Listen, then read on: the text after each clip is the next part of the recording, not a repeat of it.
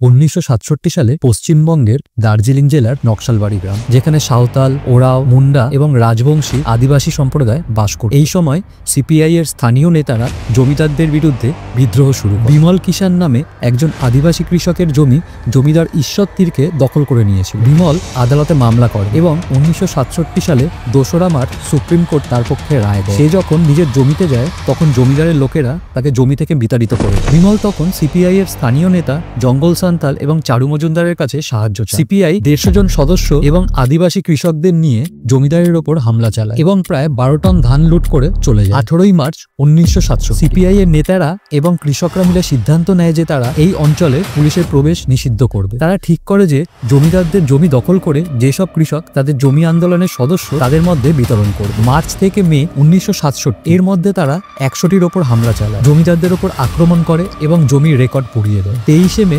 1967 সালে police inspector Sonam ওয়াংরি গ্রামে প্রবেশ করলে জঙ্গল সান্তালের নেতৃত্বে আদিবাসীরা তীরধনুক দিয়ে তার উপর হামলা করে, যাতে তার মৃত্যু হয়। এই ঘটনা পুলিশের মধ্যে ক্ষোভের সঞ্চার করে। এরপর পুলিশ 24 ও 25শে মে গ্রামে প্রবেশ করে। সেখানে আদিবাসীরা আবার তাদের উপর আক্রমণ করে, কিন্তু এইবার পুলিশ গুলি চালায়, যাতে 11 জন গ্রামবাসী নিহত হয়, যার মধ্যে 9 জন মহিলা এবং 2 জন শিশু ছিল।